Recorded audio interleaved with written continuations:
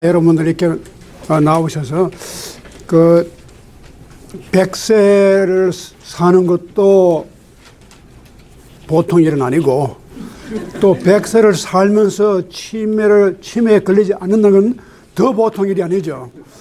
근데 그건 큰 축복입니다. 우리가 사실 치매에 걸리지 않는다고 애를 써도 또 걸릴 수도 있는 거고, 우리가 100세까지 살고 싶지만 다 사는 것도 아니고, 그래서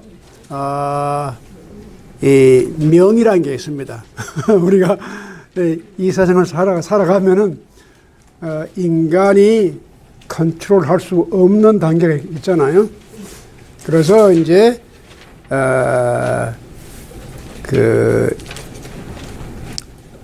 생사, 유명, 부귀, 제천, 이 공자님이 그런 말씀을 했어요.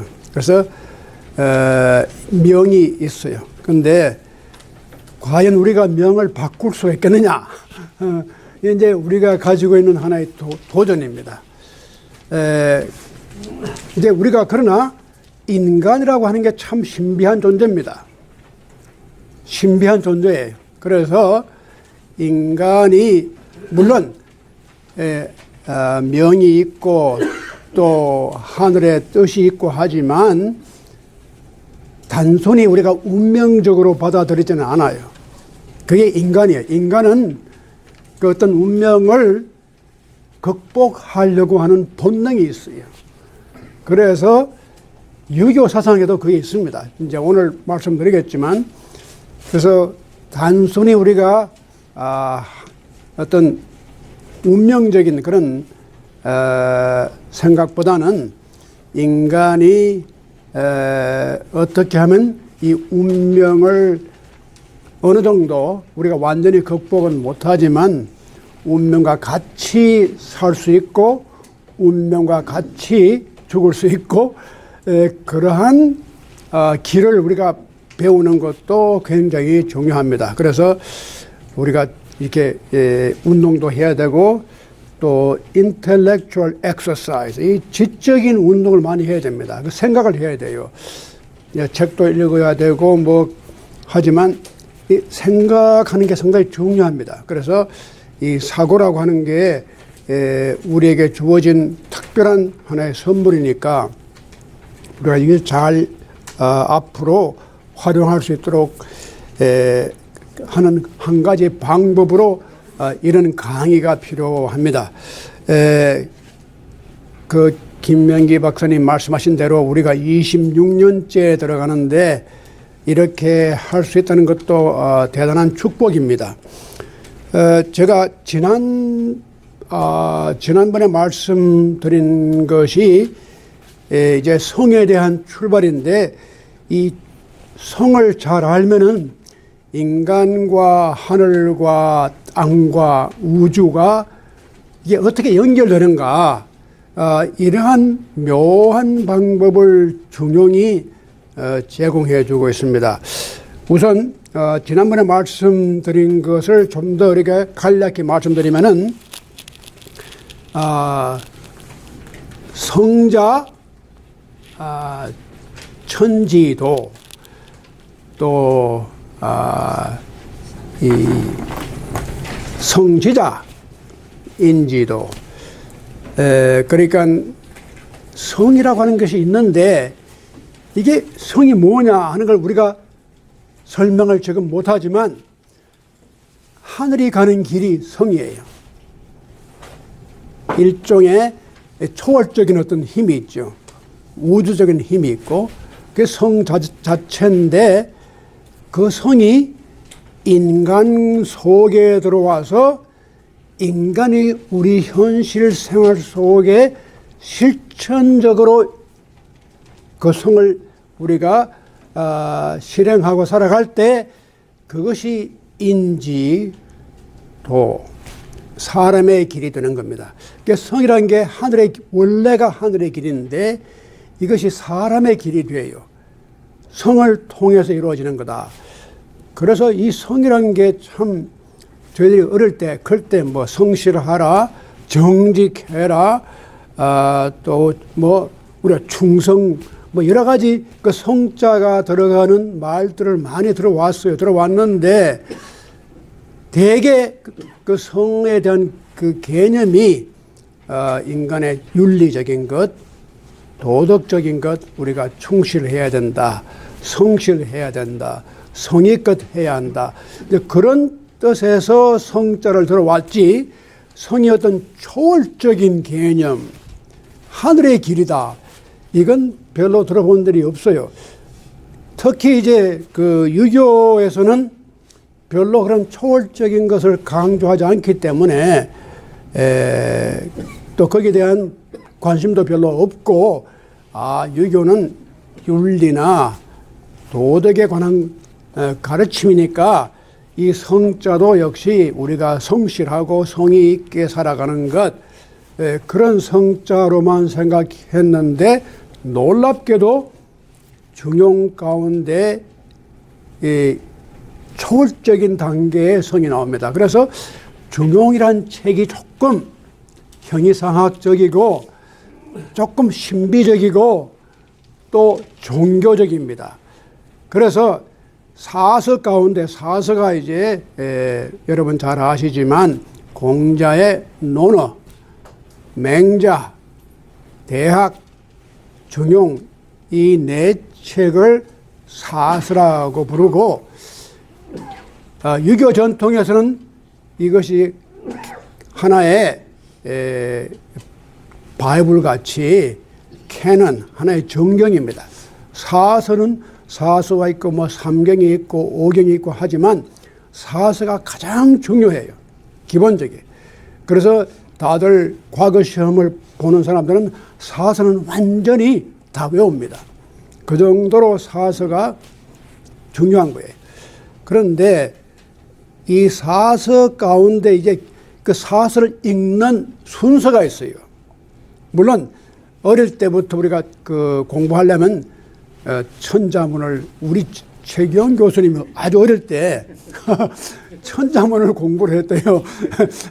그래서 참 놀라운 일이죠.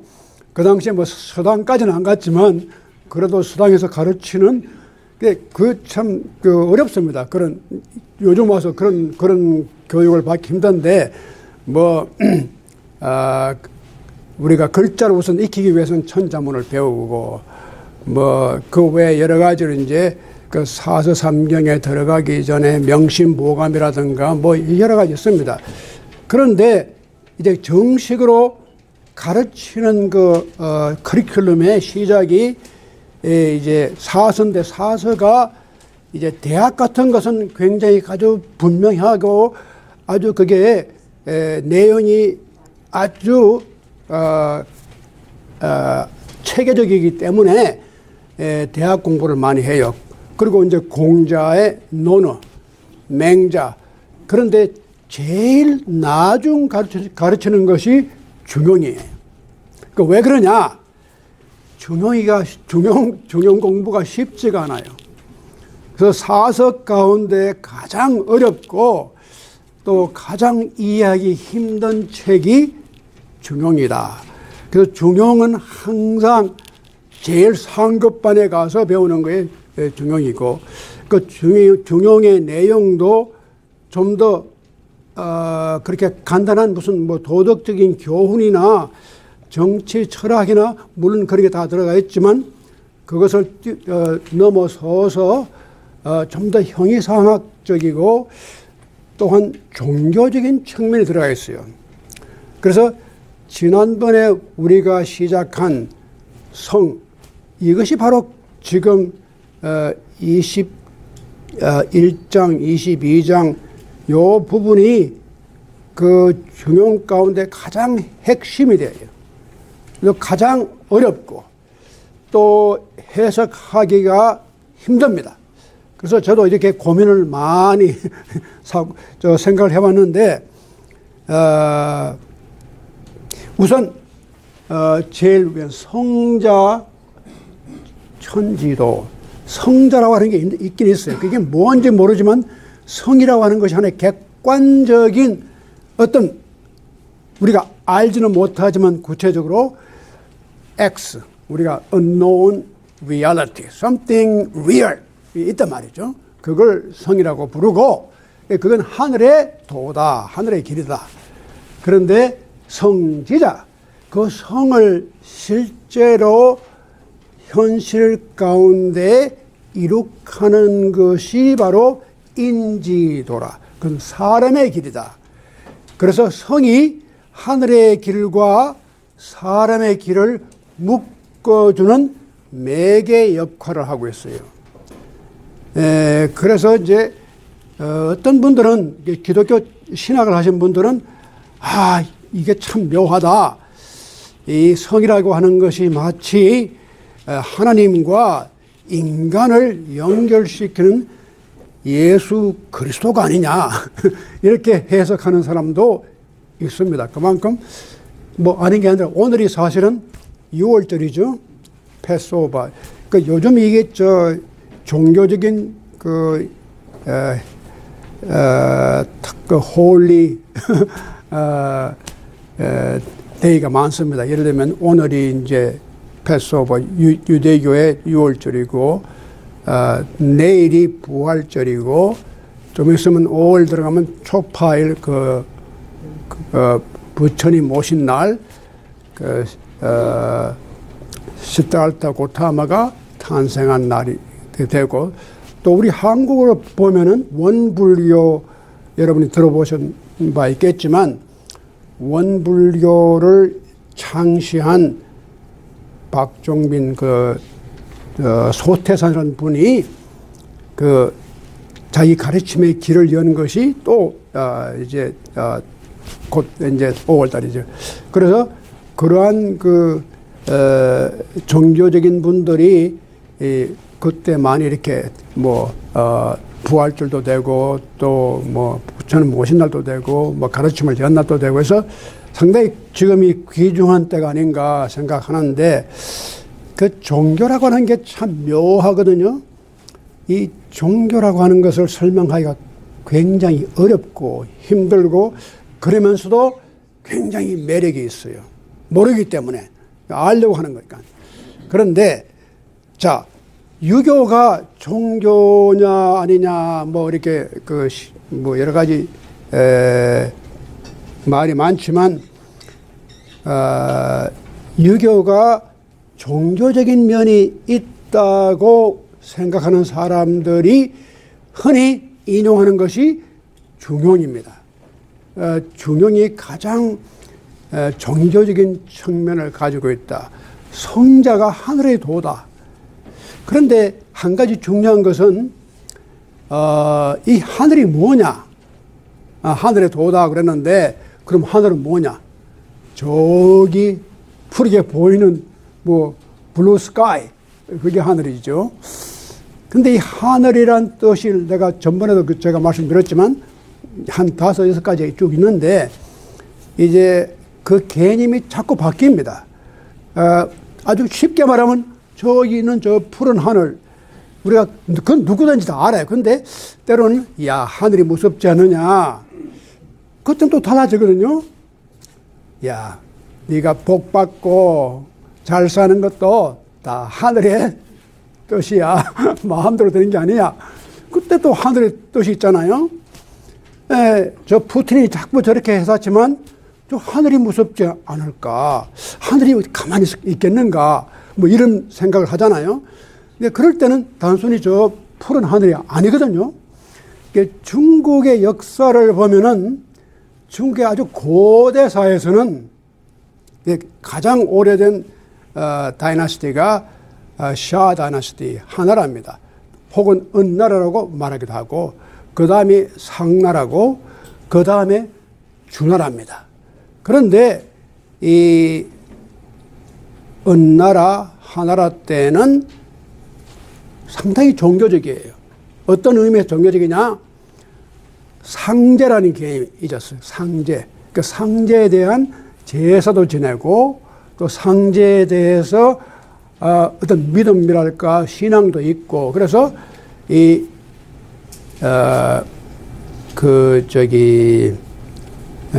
옛날 고고학자들이 이 발굴을 하잖아요. 그 발굴하면 이 은나라, 상나라 때에 나온 토기들을 보면은 토기나 혹은 항아리를 보면은 술잔이 그렇게 많아요. 아주 왜 이렇게 술잔이 많을까? 술을 많이 마셨기 때문에 술잔이 많겠죠. 그런데 이것이 다 그 상제를 향한 종교적인 의식에서 나온 거예요. 그래서 근데 그런 시대가 지나가요. 근데 초창기는 그렇게 상제라고 하는 게 어떤 인격적인 그런 어떤 신을 섬겼는데 점차 주나라 때쯤 와서는 이 상제가 싹 사라지고 하늘이 등장해요. 그래서 공자가 왔을 때는 이미 그 개념이 상제라는 개념이 거의 다 없어지고 다 천으로 생각해요. 하늘로 생각해요. 그래서 일반적으로 재미있는 현상이 세계 종교사를 연구를 하면 대개 원시 종교는 범신론, 팬티즘, 여기에 뭐 산이나 뭐 숲이나 저기 강에 다 신이 있다. 그렇게 그런 원시 종교가 그렇게 믿다가 점차적으로 진화를 해가지고 그게 그건 다 미신이고 인격적인 신, 그런 신이 조금 더 이렇게 발달된 종교가 그런 신을 믿는다. 그래서 예를 들어서 유대교나 기독교나 이슬람 같은 종교는 다 인격적인 신이잖아요. 그러니까 이것 봐라. 역사를 볼 때 가장 진화의 과정을 통해서 가장 발달된 종교가 기독교나 이 유대교나 이런 인격적인 하나님을 믿는 이런 신앙이 가장 발달된 저기 저 산속에 신이 있고 어쩌고 하는 그런 다 하등 종교다. 이렇게 생각을 해왔거든요. 그래서 종교가 발전하면 할수록이 점점 인격적인 그 하나님도 어떤 막연한 산이나 물이나 바다에 있는 게 아니라 어떤 초월적인 하나님, 인간과 같은 personal God 이렇게 믿어왔어요. 그래서 이것이 이제 기독교 신학자들은 항상 그러니까 우리가 고등 종교야. 종교 가운데 가장 advanced 그렇게 생각해 왔는데 자 보십시오. 중국을 보면 완전히 거꾸로예요. 초창기는 다 그런 인격적인 신, 상제를 믿고 섬겼는데 점점 해서 BC 한 500년쯤 돼서 공자가 나올 때는 그런 인격적인 신이 다 사라지고 오히려 비인격적인 어떤 하늘이 등장해요. 그러니까 주나라가 서면서부터 인격적인 신에 대한 환멸을 느꼈어요. 왜냐하면 너무 인격적인 신을 해놓고 자꾸 거기다가 제사 지내고 그렇게 너무 낭비가 많고 술만 많이 마시고 이러니까 이런 거 다 치우고 좀 더 우리가 현실적으로 생각해 보자. 우리 김수홍 박사님이 항상 물리학자시잖아요. 하니까 이성적으로 생각을 하시거든요. 과학적으로 생각하시는데 그래서 제가 이걸 가만 보니까 우리 김수홍 박사님이 좋아하실 부분이에요. 이 종교가 좀 더 합리적으로 나가야지 그렇게 막연하게 이렇게 섬기고 그런 거 하지 말고 천이다. 그러니까 인격적이기도 하게 그렇게 생각할 수도 있겠지만 오히려 이 우주 만물에 흘러가는 어떤 도가 있다는 거예요. 어떤 원칙이랄까 물리가 있지. 이 물리하는 게 물리예요. 그래서 물리학이거든요. 피직스라는 게 모든 사물에 어떤 이치가 있다는 겁니다. 그래서 그 이치대로 흘러가는 것이지 무슨 인격적인 신이 무슨 창조주가 딱 있어가지고 만물을 창조했다는 건 이건 조금 비이성적이지 않느냐. 그렇게 보면 주나라 사람들이 굉장히 깨인 사람들이에요. 그래서 이제 그런 건 좀 그만두고 우리가 그러나 어떤 초월적인 힘이 있다는 건 믿어. 이 세상이 흘러가는 하늘의 도가 있어요. 근데 그 하늘의 도가 꼭 인격적인 우리가 생각하는 사람과 같이 그렇게 마음대로 이랬다 저랬다 그런 건 아니다. 이 천지 만물을 이끌어가는 어떤 힘이 있다는 것. 어떤 그런 기라고 하는 거 우리가 이 기할 때 기자 있지 않습니까? 이 기가 있다는 것. 뭐 이런 걸 이제 생각을 해가지고 주나라 때는 굉장히 이 개념이 천으로 바뀝니다. 그래서 이제 그렇게 자꾸 무조건 신앙 뭐 이걸 해가지고 뭐 이렇게 숭배하는 걸 좀 삼가고 어떤 하늘의 뜻이 있다는 것. 우리 그걸 받아들이자. 그런데 하늘의 뜻이 있는데 그 뜻만 믿고 사람이 가만히 있으면 그것도 문제란 말이죠. 근데 그 하늘의 길이 인간 속에 들어와서 우리가 가지고 있는 인간의 책임과 우리의 의무와 우리의 윤리와 도덕이 있다는 겁니다. 이것이 바로 인지도야. 그 성이라고 한 것이 인간 세상에서 들어왔을 때 인간의 모습으로 인간 현실 속에서 움직이는 힘으로 나타날 때 이게 인지도, 인간의 길이다. 그래서 이렇게 이 중용의 묘가 이 둘을 잘 연결시켰어요. 그래서 비인격적인 어떤 하늘의 도가 있지만 그런 도가 항상 인간 속에 들어와서 인간 생활 속에서 움직이는 것이 바로 인지도라. 자, 오늘 제가 할 것은 아주 간단합니다. 그래서 제가 딱 뭐 이거 다른 거 쓰지 않고 요 한 문장만 제가 말씀드리는데 이것만 해도 몇 시간 우리가 이야기할 수 있는 이야기거리가 됩니다. 어떻게 보면은 이 중용의 제일 알자가 뭐 우리말로 하면 백미라 그런 말 쓰는데 이 백미가 쌀바위라는 게 뜻이 아니고 백미를 잘못 알아요. 백미가 무슨 뜻입니까? 백미가 눈썹이라는 뜻이죠. 예, 예. 흰 눈썹입니다. 그래서 그것도 그 고사가 우리 최경 박사님 요즘 그 고사가 있습니다. 중국에 자기 아들 가운데 흰 눈썹을 가진 아들이 가장 알잖아. 그래서 그런데 이야간 이게 백미입니다. 그래서 자 여기에 22장 1장에 보면은 이게 나옵니다.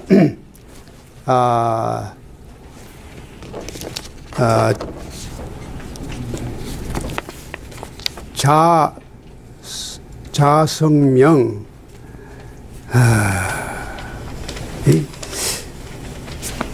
이 자자를 우리 한문을 우리 공부하면 대개 자자는 자기 자신 이렇게 생각하잖아요.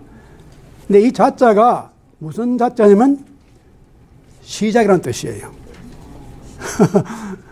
자고 지는 끝이고 지 그러니까 언제부터 시작해서 언제까지 끝나느냐. 옛날에 제가 어릴 때 보면은 광고에 그런 게 났어요. 자하고 7월 16일 그 다음에 지하고 9월 며칠. 그게 바로 자는 출발점이에요. 그래서 이게 자성명이다. 성에서 출발해서 명으로 가는 것. 이게 다 어려운 얘기입니다. 명은 뭐냐?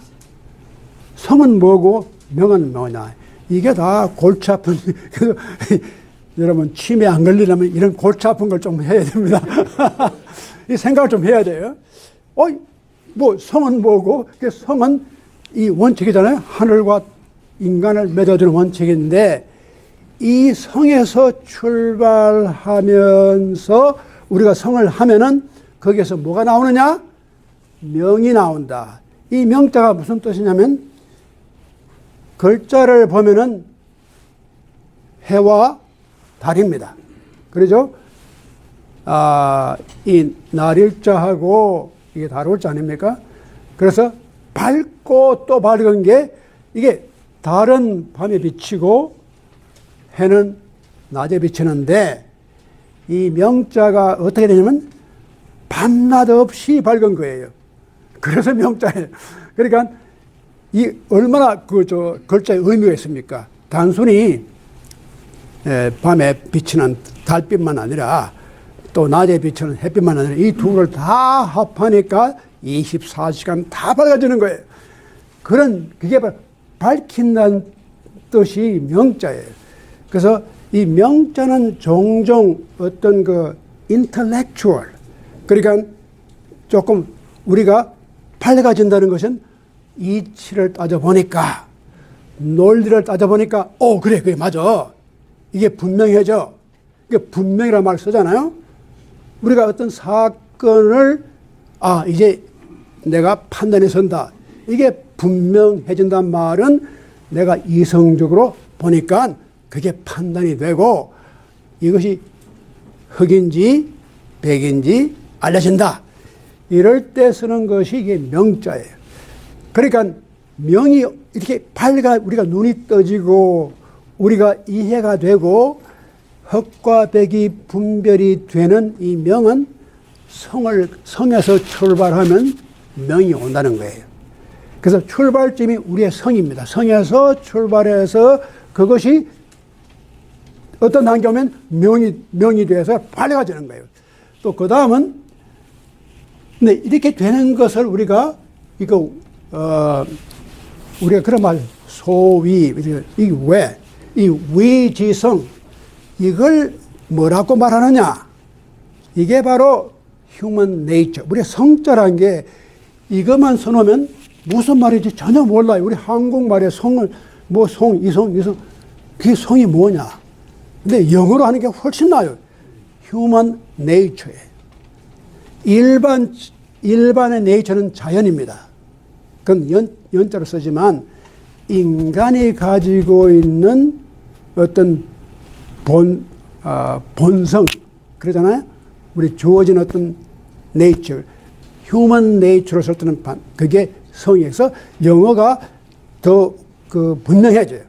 human nature. 이런 자연의 네이처가 아니라 우리 속에 있는 네이처. 그걸 성이라고 그래요. 그래서 성에서 출발해서 명으로 밝아지는 그러한 과정은 이것이 다 무엇 때문이냐? 인간의 성이에요. 우리가 가지고 있는 원래 human nature.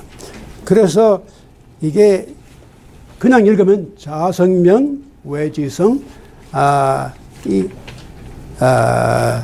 성에서 명으로 오는 것을 소위 말해서 성이라고 한다. 이렇게 이제 해석하는데 그것도 잘 이해가 안 가. 성에서 명으로 오는 게 그걸 소위 말해서 성이다. 이게 무슨 말인지. 성, 명, 또 이건 또 다른 성이잖아요. 이게 도대체가 혼동이 자꾸 가니까 어려운데, 윙지차는 아주 유명한 중국 학자면 지금 돌아가셨지만 그분이 번역한 걸 보면 참 잘하셨어요. 이게 이렇게 했어요.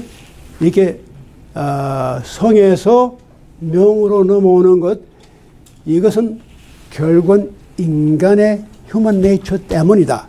Due to our human nature. 그 영어로 번역하니까 훨씬 더 나았잖아요. Due to our human nature. 우리가 sincerity, 이 성이 명으로 넘어온다는 거예요. 그건 왜냐하면 인간이 가지고 있는 이미 그 본성이 있기 때문에 그 본성을 따라가면은 이 성이라고 하는 것이 명으로 보여진다는 겁니다. 그 다음에 오는 것이 자명성. 이게 또 거꾸로 하는 겁니다. 명에서부터 시작해가지고 성으로 가는 거거든요. 이게 참 묘하죠. 우리의 지적인 어떤 밝음이랄까, 이성이라든가 어떤 합리적인 생각을 가지고 그 생각에서 출발해서 깊이 들어가면 성의 세계가 나온다. 그러니까 성에서 출발해서 명으로 갈 수도 있고 명에서 출발해서 성으로 갈 수도 있고 그래서 명에서 출발해서 성으로 가는 것을 소위 말해서 교라고 하는 거다. 놀라운 말입니다.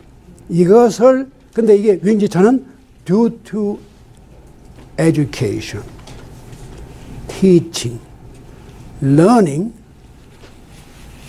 이것이 enlightenment, 명이라고 하는 것이 성으로 넘어간다는 거예요.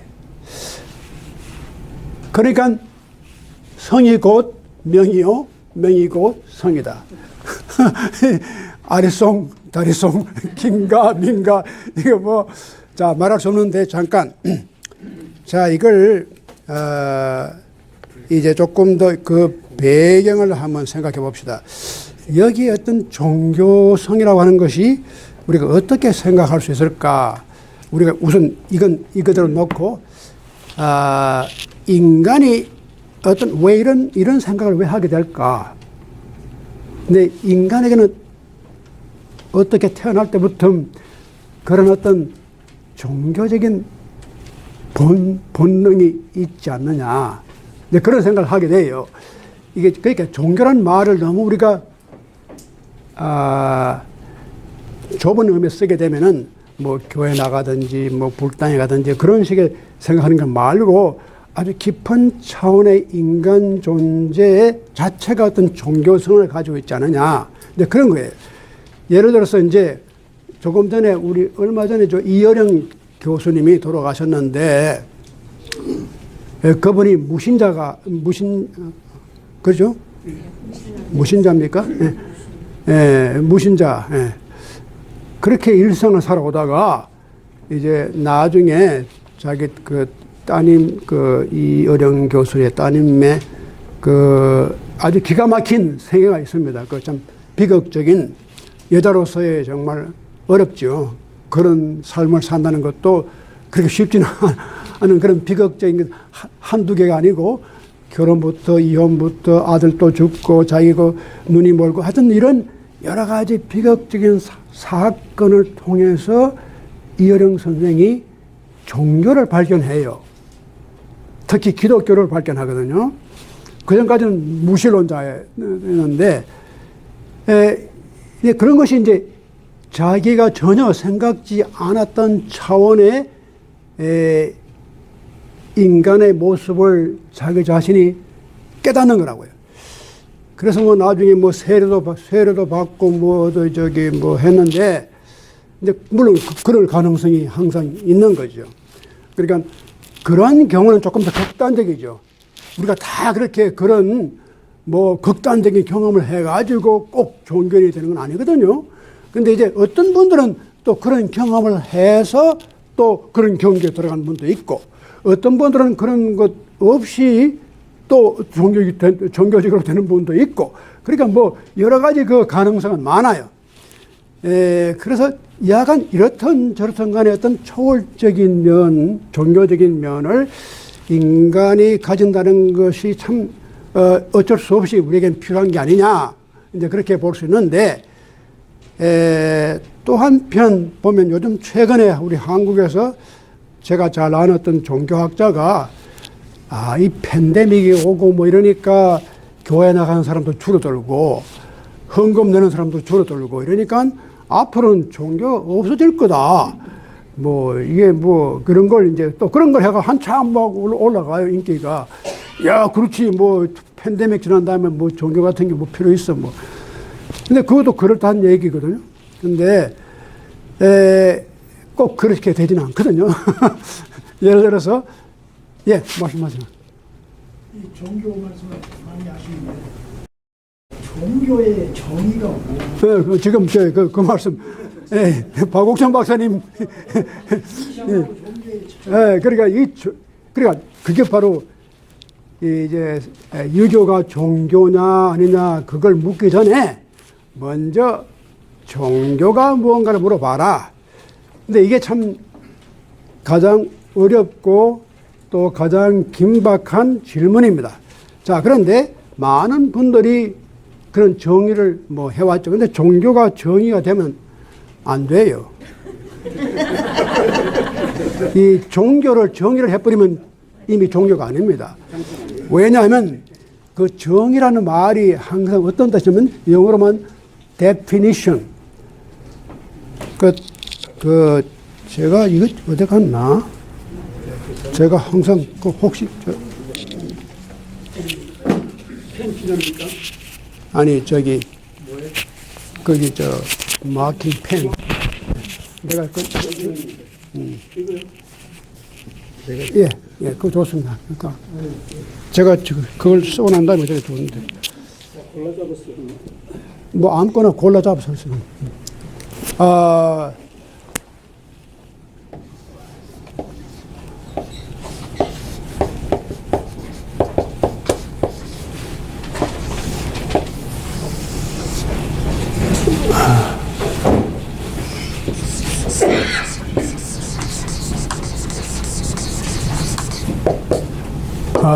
이게, 예. 고맙습니다. 예. 그게 안 되면요. 이게 define, definite. 그게 이제 이 두 글자입니다. 사실은. 그 모든 것을 infinite, 무한하게 되면 우리가 알 수가 없잖아요. 알 수가 없는 것을 finite, 한정을 시켜야 돼요. 그래야지만 내가 그걸 grasp. 막연한 것은 우리가 우리가 파악을 할 수가 없어요. 잡히지 않아요. 그래서 이걸 reduce.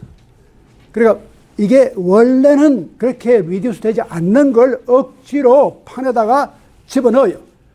그것을 definition 그래요.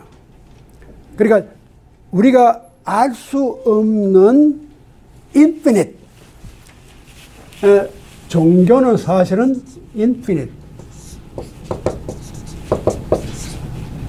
그러니까 finite, 아주 구체적이고 아주 우리가 tangible, 손으로 잡을 수 있는 그런 세계를 떠나 있는 것이 종교거든요. 근데 그것을 우리 손으로 실제로 잡을 수 있게끔 만드는 것이 definition. define 한다는 것 자체가 이미 그런 과정이에요. reduction. 그러니까 어떤 정의든지 간에 reduction inevitable. 우리가 그렇게 집어넣어야 돼요. 그래야지만 우리가 comprehensible. 다시 말하면 우리가 잡히지 않는 어떤 목적을, 어떤 대상을 우리 이성 속에, 우리의 논리 속에, 합리 속에서 설명하려면 그렇게 reduce, 그걸 갖다가 reduction 해야 돼요. 그러니까 reductionism이 불가피해요. 그러니까 종교라고 하는 것은 항상 infinite. 우리의 가장 구체적인 세계를 초월하는데 이걸 잡아다가 아주 구체적으로 종교는 1, 2, 3으로 해버리면 그건 우리가 종교를 죽여버리는 거예요. 그건 내 intellectually satisfying. 아하, 그렇지. 내가 구체적으로 내 머릿속에 들어오니까, 그런데 이미 들어왔을 때는 이미 종교가 아니거든요. 예를 들어 우리가 파리를 잡는데 이 파리를, 살아있는 파리를 어떻게 잡느냐. 탁 잡아가지고 이게 내가 잡아서 딱 피니까 이미 죽어버려요. 바로 그거예요. 정말 살아있는 생생한 어떤 대상을 내 손에서 딱 잡으면 이미 그건 죽어버려요. 그것이 인간의 딜레마예요. 이것이 바로 그 인텔렉츄얼이 가지는 문제점이에요. 그러니까 우리가 제가 항상 말씀드리면 왜 그 reason이라든가 rationality라든가 logic이라는 것이 굉장히 중요합니다. 이것 없이는 잡히지 않으니까. 또 동시에 우리가 이것을 받아들일 때 항상 이것은 일종의 reductionism입니다. 우리 손에 잡히게끔 만들어서 잡아내니까. 이미 잡힌 것은 실제가 아닙니다. 그래서 거기에 어떤 미스터리, 거기에 어떤 신비적인 요소가 항상 있어요. 우리가 그걸 allow 해야 돼요. 그것이 일종의 겸손한 자세예요. 내 손에 잡았다고 할 때는 그 교만이에요. 그리고 자기에게 잡힌 것이 절대로 하는 것도 교만이에요. 그래서 종교라는 게 참 애매하고 신비스럽고 잡히지 않은 거고 긴가민가한데 그럴 수밖에 없어요. 그것이 우리 인간의 운명입니다. 제가 항상 인간이 타락을 하기 전에는 이게 다 잡혔어. 그런데 이것이 타락 이후는 그렇게 못해요. 이미 타락된 존재는 이성밖에는 몰라요. 또 합리밖에는 몰라요. 다른 차원을 이해를 못해요. 그래서 그걸 뛰어넘어 보려고 하는 사람들이 다 신비주의자가 됩니다. 제가 언제 한번 따로 시간을 내서 그 신비주의에 대한 강의를 한번 제가 하려고 그래요. 미스티시즘. 제가 학교에서는 신비주의를 한 학기를 가르치고 있거든요. 인간에게 왜 신비주의가 필요한가? 그 신비주의가 그래서 나오는 겁니다. 우리가 알 수 없는 세계가 있어요. 그래서 이 종교가 없어질 거다 하는 그건 다 거짓말이 안 돼요. 그 프로이드가 시그문드 프로이드 정신의학자고 심리학자인데 앞으로 그러니까 The Future of Religion 그런 책을 썼는데 그 내용이 앞으로는 과학이 종교를 대신할 거다.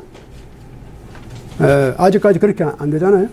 그런데 이제 그러한 어떤 인간이 우리가 그 파악이 안 되는 그런 차원이 있는데 그런 차원을 갖다가 억지로 끌어내려 가지고 우리 손에 딱 잡히게 만들면 야 기가 막히죠.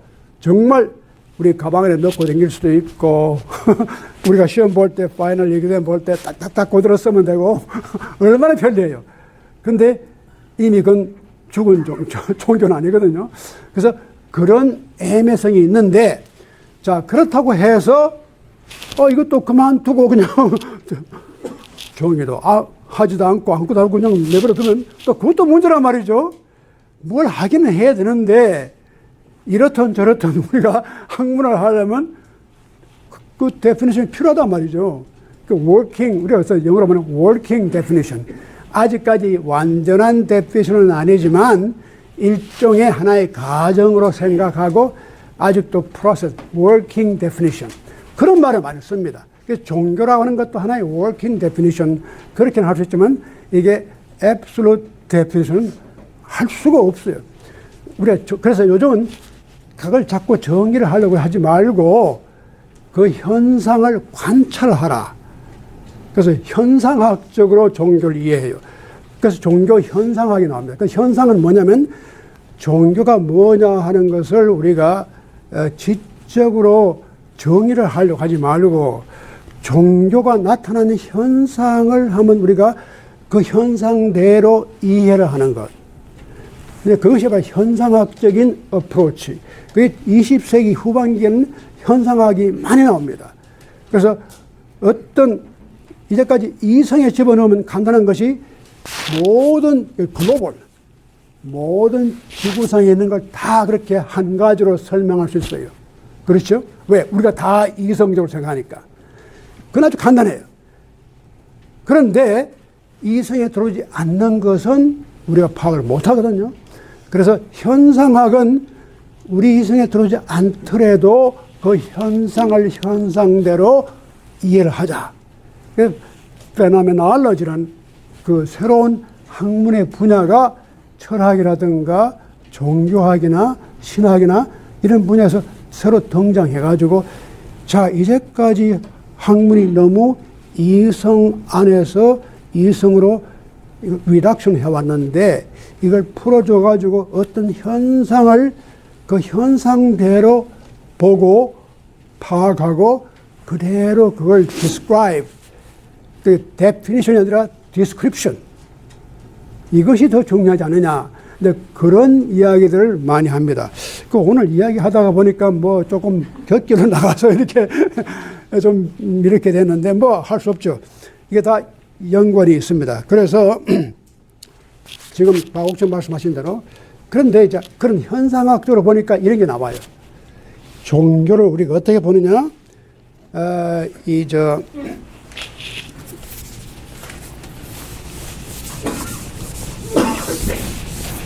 독일의 학자 가운데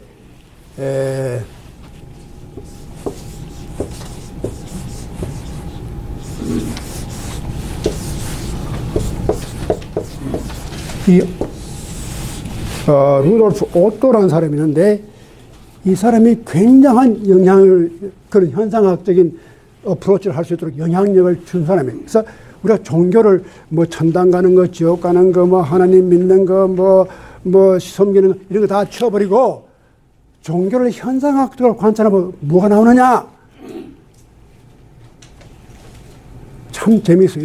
이것을 이분이 아주 간단하고 짧은 책이지만 굉장한 영향력을 끼친 책이 그 독일은 말하면 Das Heilige, 영어로 하면 The Idea of the Holy, Holy, Holy, Holy, Holy.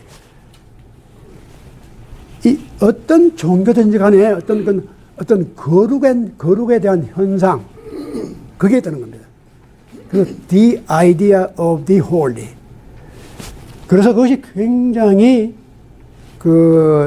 학문적으로 많은 영향을 미치고 지금까지도 우리가 그러한 영향 밑에서 종교를 현상학적으로 파악하는 데 큰 도움을 주었고 그 이후에 나온 멀체 엘리아드라는 사람이 The Sacred, 이 홀리를 좀 더 구체적으로 표현하면 하나의 성스러운 것, The Sacred, 이것에 대한 인간의 반응, 이렇게 해석하거든요.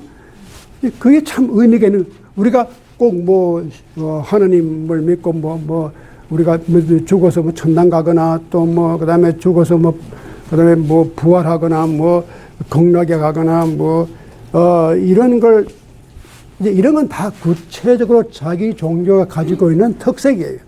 그런데 우리가 흔히 이런 게 있어요. 사람이라는 게 다 뭔가 정의를 하려면 자기가 자란 배경, 자기가 알고 있는 전통에서 출발해요. 그렇죠? 우리 밥이 뭐냐? 어릴 때 먹던 쌀밥, 이런 거.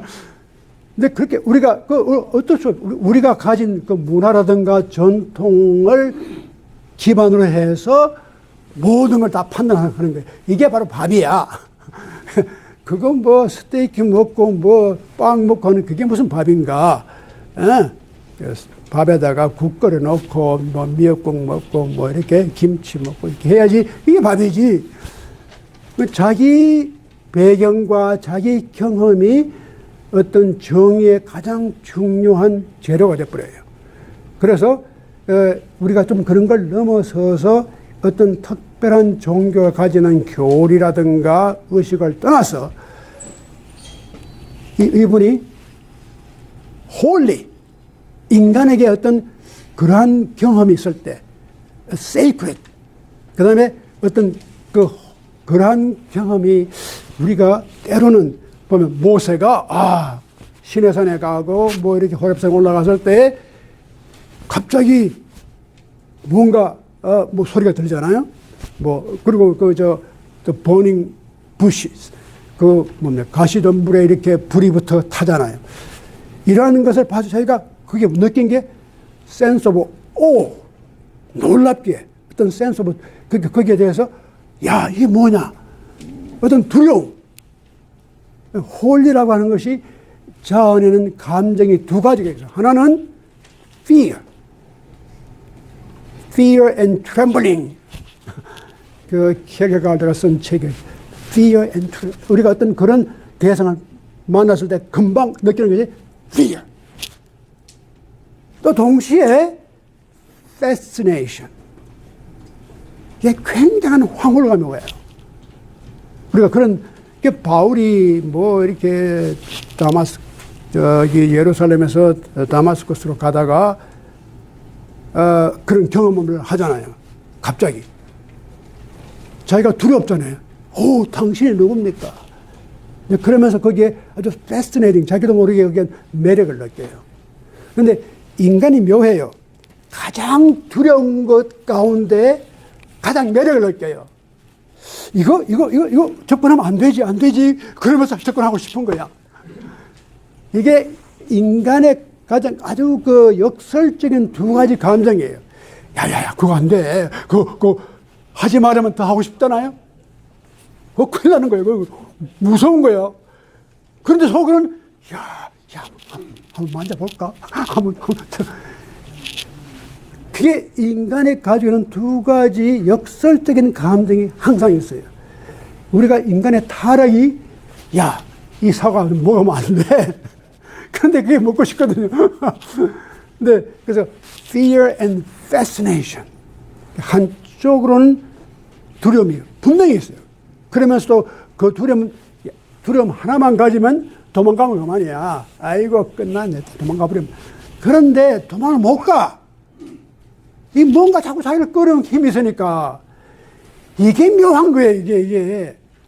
사람 죽이는 거예요. 그냥 하나만 있으면 좋은데, 이거 큰일 나.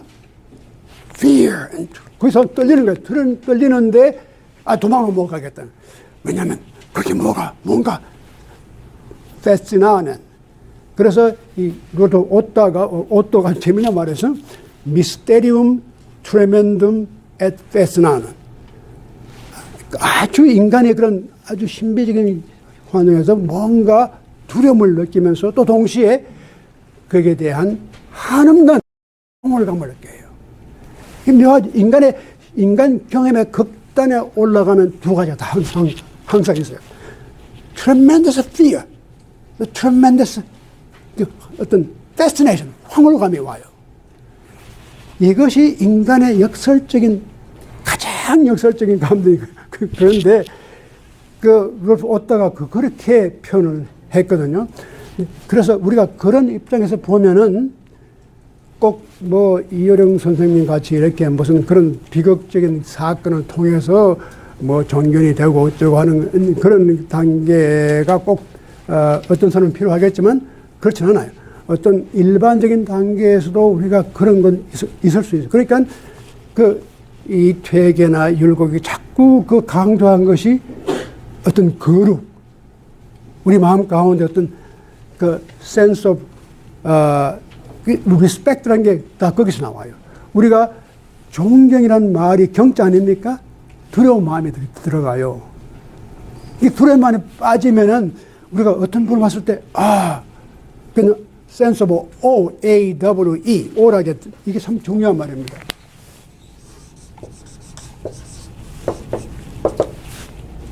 이게 들어가요.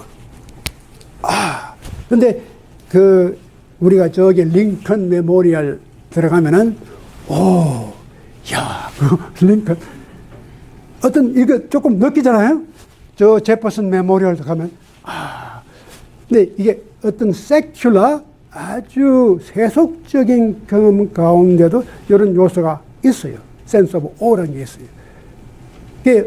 그것이 좀 더 심화될 때 그게 종교적인 감정으로 나오게 되거든요. 그래서 우리가 그런 점에서 볼 때는 성이라고 하는 개념이 바로 그런 걸 동반하고 있어요. 이게 하늘의 길이에요. 성이라는 게. 그런데 인간에게 들어와서 인간 속에서 움직이는 것, 이것이 바로 인지로라. 그래서 여기 중요한 건 이제 이렇게 우리가 인간이 가장 성실하고 보이는 것, 이 성이 거기서 출발해가지고 모든 걸 명확히 볼 수 있는 그런 단계로 넘어가는 것은 성이다. 인간의 human nature야. due to human nature. 우리 인간의 성이 이미 그걸 할 수 있게끔 만들어 놓은 거예요.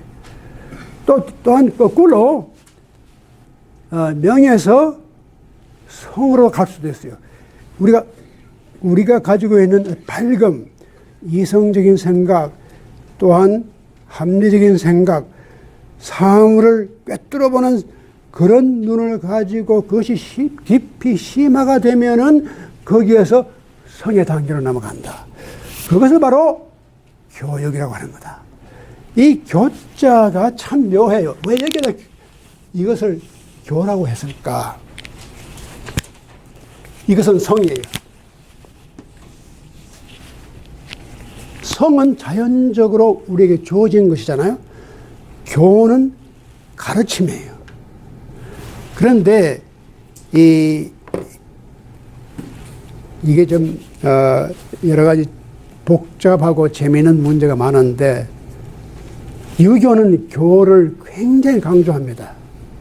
교, 배움, 학, 그 다음에 교. 그래서 이 유교 문화권이 이 배움에 대한 아주 열성이 대단하거든요. 우리 한국에서도 치맛바람 이렇게 애들 교육시키느라고 집 팔고 놈 팔고 다 해서 다들 학교 보내고 그러잖아요.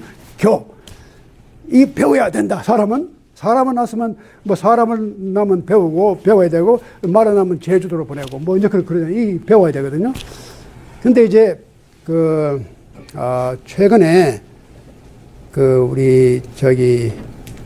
우리 한국학을 하는 외국 분들이 많이 있는데 그 중에 한 분이 막 피터슨이라는 분이 있는데 그분이 1960년대 65년에 한국에 선교사로 나갔다가 돌아와서 하버드에 가서 이제 동양학 특히 한국학으로 박사학위를 했는데 그분의 선생님이 에드 와그너라는 사람인데 그 와그너라는 사람은 족보밖에 몰라요.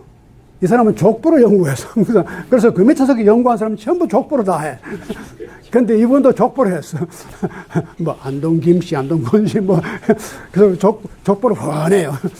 그런데 이 족보를 하면서 가족 제도를 연구하는 사람인데 이분이 요즘 유타에 있는 벌밍엄 영 유니버시티에서 가르치다가 은퇴를 했는데 그분이 이런 말을 해요. 지금 한국이 잘 나가는데 잘 나가는 이유를 아느냐? 세 가지가 있다는 거예요. 세 가지가 있는데 첫째는 우리 최기용 박사님이 발표하신 대로 한국의 금속활자. 한국이 제일 먼저 이 모블 메탈 타입 이 프린팅을 갖다가 1234년 구텐버그보다 한 200년 더 일찍 했잖아요. 이게 엔지니어리티, 한국 사람의 천재적인 재주가 있어요. 두 번째는 훈민정음. 말할 거 없죠. 훈민정음. 진짜 그건 세계가 다 인정하는. 세 번째는 뭐냐? 교육입니다. education. 그래서 한국, 지금 미국에 와 있는 우리 한국 학생이 요즘 좀 줄어서 5만 명인데 그전에는 8만 명도 됐거든요. 근데 중국이 제일 많고, 그 다음 인도, 그 다음에 한국이 세 번째예요.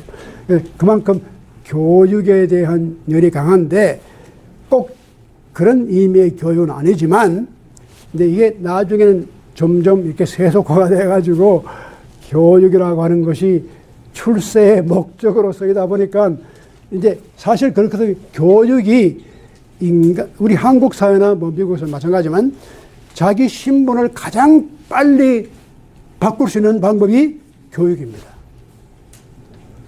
그래서 교육을 잘 받으면 당장 in one generation 달라져요. 시골 농사꾼에 이렇게 농사 짓던 사람 아들도 이렇게 해서 대학 나오고 어디 해가지고 고등고시나 이렇게 합격해가지고 검사 판사 되고 나중에 정책실장 비서실장 때로는 대통령 출마도 하고 말이에요. 근데 그런 자기 신분을 가장 빨리 바꿀 수 있는 가장 효과적인 방법이 교육이었어요. 네, 그래서 한국 사람들이 교육을 그렇게 열심히 하는데, 자, 여기에 교자가 왜 들어가느냐. 근데 이게 참 중요한 것이 대개 종교를 보면요, 교육에 대해서 조금 suspicious. 교육을 그렇게 긍정적으로 보지 않습니다. 예를 들어서 이제 우리가 다 끝나면 도덕경 할 텐데, 도덕경 20장 이런 말 나와요. 절학, 무, 학문을 포기해라. 그러면 걱정이 없어질 거다. 얼마나 반가워 말이야. 맞았어. 아, 이 골치 아프게 배우는 건데, 이거 절학. 그러니까 도덕경 읽으면 참 재밌어요. 야, 배우는 거 집어쳐버려. 그러면, 우한이 뭐 걱정할 거 없고, 뭐 고민할 것도 없고, 그 말이에요. 진짜 맞는 말이거든. 근데, 물론 그런 점도 있지만, 도덕경이 왜 그렇게 그 학문하는 것에 대해서 굉장히 좀 이렇게 좀 부정적으로 보냐면, 이 학이라고 하는 것이 때로는 방해물이 돼요. 이게 인간이 어떤 실제를 파악하고 이해하는데 학문이 도움이 되는 것 같지만 어느 정도까지는 도움이 돼요. 그런데 마지막에 가서는 이게 오히려 걸림돌이 되어버려요. 그래서 그 바울도 그러잖아. 너희 지식 이런 것들이 다들 걸림돌이 되는 거다. 그래서 바울이 자기 그래요. 내 이거 세상 배운 학문 다 이거 분토와 같이 버렸다. 그런 말 하잖아요. 근데 이것이 그 때로는 어떤 신비적인 경험에 들어가면은 이게 다 하나의 방해물이 돼. 이걸 없애버려야 돼. 그래야지만 아주 인간이 순수하게 어떤 것을 파악하는 그런 단계 되거든요. 그 우리 불교에도 선불교는 아주 그걸 강조해요. 초창기에는 뭐 이렇게 뭐 불경도 읽고 하고 하지만 그 정도가 올라가면 그다음부터는 메디테이션. 선에 들어가야 돼요. 참선. 그런데 이걸 자꾸 읽으면 이게 방해가 되는 거예요. 없애버려야 돼. 불경 다 찢어버리고. 그래서 선사가 때로는 그 그림에 그런 게 불경을 찢어버려요. 불태워버려요. 이게 다 방해가 되는 거예요. 여러분, 고려 말에 조선조 초에 유명한 대사가 있었죠. 누구죠? 이태조하고 가장 가까이 지냈던 사람 이름이 뭐죠? 근데 그 무학 대사가 아니고 무학 대사입니다. 네, 무학입니다. 근데 나는 처음에 뭐 무학이라고 해서 야, 춤추는 학이다. 뭐 아주 고상하게 생각했는데 그게 아니고 무학이에요. 학을 없애버립니다. 그러니까 불교에서도 이 선불교의 깊은 차원에 들어가면 학을 없애버려야 돼. 그래서 무학. 우리 말도 때로는 이게 우리 중국말 같이 이렇게 뭐 톤은 없지만 그래도 말에 따라서 이게 차이가 나는데 요즘은 그걸 다 없애버려서 무학 그런데 무학입니다. 무학 대사지 무학 대사가 아닙니다. 이 고속도로 쓰잖아요. 이게 원래는 이 고속도로가 아닙니다. 고속도로입니다. 이게 그래서 그런 말이 많이 나. 또 성학. 근데 어떤 사람은 성학이라고 그래요. 성학입니다. 성학 십도, 성학 지묘. 근데 이 경상도 사람들이 저기 남쪽, 특히 경상남도 사람들이 조금 성학 뭐 이렇게 하는데, 그건 잘못된 거예요. 우리말도 이렇게 좀 그 말의 격양 같은 건 있어요. 액센트도 있고. 근데 그걸 이게 원래는 그렇게 분간해가 쓰면은 그 의미가 분명한데 요즘 와서는 그걸 뭐 다 무시해버리니까 참 우리가 그 본 뜻을 알기가 힘들어요.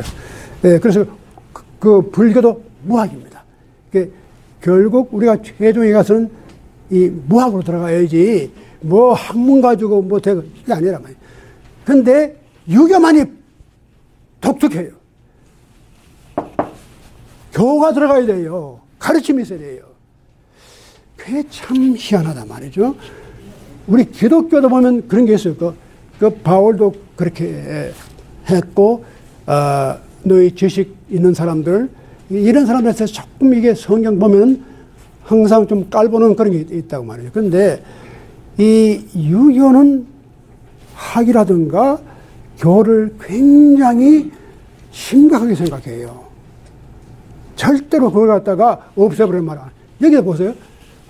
자, 명에서 출발해서 성으로 넘어가는 길이 있어. 그게 왜 어떻게 되느냐? 바로 가르침 때문에. 우리가 배우고 가르침을 통해서도 우리가 배우고 가르침을 우리가 열심히 하면 명이 돼요. 밝아져요. 근데 그 밝음이 깊어지면은 그것이 성의 세계에 들어간다는 거예요. 그러니까 학문을 한다거나 어떤 교육을 할 때도 그 교육의 차원이 깊어지면은 뭐 1 더하기 1이면 2가 되고 무슨 뭐 그런 단순한 어떤 사실을 이해하는 그런 차원에서 인격적인 차원으로 넘어가게 돼요. 그래서 그 인격적인 차원이 깊어지면 이것이 결국 성이 되는 거예요. 깊은 성이 되는 거다. 그래서 명에서 우리가 출발은 합리적으로 이성적으로 우리가 출발하지만 이것이 더 깊은 차원의 가르침을 우리가 계속 따라가게 되면은 눈이 밝아져서 더 깊은 심오한 성의 차원에까지 들어갈 수 있는데 바로 이것이 바로 교육의 힘이다. 이게 참 놀라운 거예요. 어느 종교도 이걸 가르치는 종교가 없어요. 다들 이걸 다 거부를 해요. 그런데 유교가 교육이라고 하는 것, 가르침이 바로 우리가 가지고 있는 깊은 차원의 성을 발견하게 해주는 힘이 있다. 그러니까 우리가 교육을 받는 것은 단순히 내가 머리가 트이는 것 아니라 우리의 마음이 트이고 인격이 트이고 우리 삶이 깊은 차원에까지 들어가는 단계가 교육을 통해서 이루어진다는 거예요. 굉장히 맹자라든가 중용이라든가 이런 사람들은 교육에 대해서 굉장히 긍정적으로 생각하는 이유가 바로 거기에 있다고요. 단순히 학문에서 끝나는 게 아니라는 거예요. 그래서 이것이 유교의 특징이 아니냐. 저는 요즘 와서 그런 생각을 많이 해요. 그래서 우리가 그런 차원에 들어가면 그게 바로 성이 곧 명이 되는 것이고 또 그런 명은 곧 성이 되는 것이다. 그러니까 이제 아리송다리송 해 보이지만 우리의 이성적인 합리적인 단계와 신비적인 인격적인 단계가 출발은 다를지라도 하나에서 다른 데 넘어갈 수 있는 이 과정이 interact, dynamic, 그걸 이제 organic, 우리 영어로 표현하면 이게 다이내믹 프로세스입니다. 그러니까 성이 명이 되고 명이 성이 된다고는 이건 놀라운 관찰이에요. 인간의 지적인 차원과 신앙적인 차원이 이것이 연결이 되고 또 한 차원이 다른 차원으로 넘어갈 수 있는 그런 아주 다이내믹한 관계를 지금 중용이 설명하고 있거든요. 그래서 중용을 읽는 걸 조심을 하라고 그래요. 옛날에 다 그 훌륭한 선생님들은 중용을 함부로 읽히지 않았어요. 이 중용은 어느 정도 학문의 성숙도가 있는 사람들에게 이걸 가르치지 함부로 가르쳐가지고 이게 무슨 말인지 모른단 말이죠. 오히려 위험하다. 그래서 조심을 해온 이유가 바로 여기에 있지 않느냐. 그래서 이 중용에 대한 그 신비스러운 이 차원이 지금 오늘 우리가 좀 배워야 할 그런 단계가 아닌가 싶은 생각을 해서 제가 그런 말씀 드리고,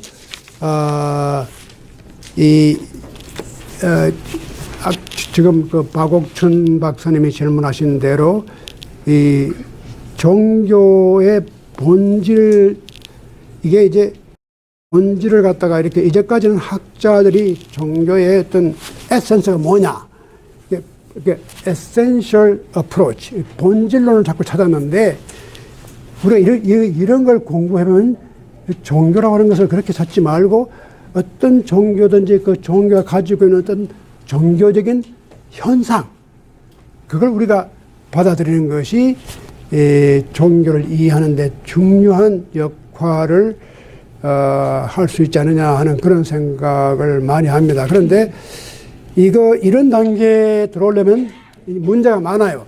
예를 들어서 제가 교회 가서 이런 얘기하면 또 문제가 생기거든요. 우리가 예수 그리스도로 말미암아 구원을 받았는데 뭐 이런 소리 저런 소리 하는 게 이게 다 문제가 된단 말이에요. 그러니까 이제 예수 그리스도 내 퍼스널 세이비어. 그러니까 저는 그래요. 그분들에게 그게 필요해요. 그리고 그걸 부인하거나 틀렸다거나 그렇게 하면 안 돼요. 왜냐하면 이 종교라는 현상이 나타날 때는 다 구체적인 표현으로 나타나요. 기독교라는 문화 가운데서는 그렇게 나타나야 돼요. 그래야지만 그것이 it makes sense. 또 유교적인 문화권에서는 또 이렇게 나타나는 거예요. 그러니까 종교가 그 manifestation, 종교가 어떤 현실 속에서 자기를 표현하거나 나타낼 때는 그 색깔이 다 달라요. 그러니까 우리가 어떤 색깔은 종교고 어떤 색깔은 종교가 아니라, 그건 순전히 자기 입장에서 볼 때는 그렇게 할 수 있겠지만 우리가 종교라는 현상의 다양성을 우리가 인정할 수밖에 없는 이유가 이제 우리가 모를 때는 그렇게밖에는 말은 못했죠. 그러나 우리가 세계 여러 가지 이제 종교 현상이나 다양성이라든가 다원성을 우리가 이해를 하게 되면은 인간은 다 원래적으로 어떤 종교적인 본성을 가지고 있어요. 근데 이것이 어떤 전통을 통해서 우리가 자랄 때 그런 전통에서는 아주 구체적으로, 그리고 종교가 항상 구체적으로 표현되어야 되기 때문에 할 수 없이 기독교적인 생각에서 우리가 부활을 믿는다거나 또 내세를 믿는다거나 천국을 믿는다거나 그런 것이 필요해요. 또 불교같이 그런 게 아니라 어떤 각 깨달음, 또 그때는 그게 필요해요.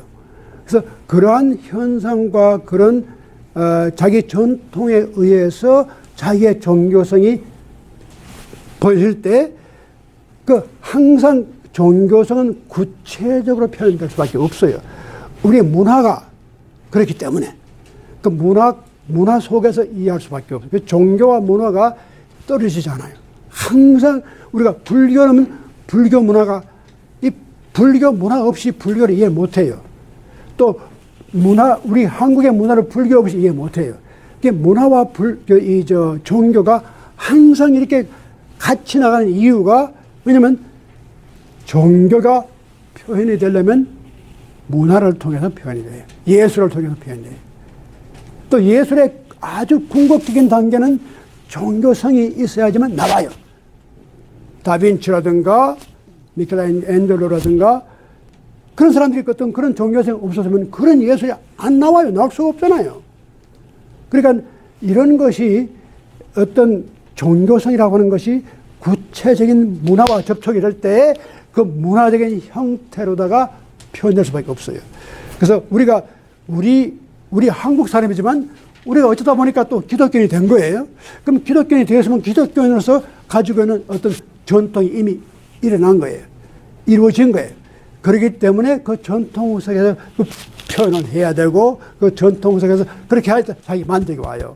그래 누구든지 똑같이 그렇게 만족하라는 말은 아니고, 어떤 분들은 꼭 그렇게 내가 할 필요 없다고 하는 사람은 또 그렇게 할 수 없는 거죠. 그렇게 할 필요 없는 거예요. 또 그 사람은 우리가 욕할 필요도 없는 거고, 저 사람이 배신자다 그렇게 할 수도 없는 거고, 어떤 자기의 종교성이라고 하는 것이 이렇게 차원이 깊고 넓기 때문에 우리가 하나의 구체성을 가지고 종교성 전체를 설명할 수도 없고 또 판단할 수도 없어요. 그래서 우리가 어떤 그 종교성의 구체성과 다양성을 다 우리가 인정하고 그 속에서 우리가 내 입장에서는 이해가 안 되지만 저쪽 입장에서는 이해가 되는 거예요. 그러한 우리의 마음의 태도를 가지는 것이 옳지 않은가, 저는 그렇게 생각하고, 우리 유교가 어떤 의미에서는 좀 독특한 의미에서 이런 종교성을 가지고 있다는 말씀으로 제가 오늘 강의를 끝내겠습니다. 감사합니다. 예, 감사합니다.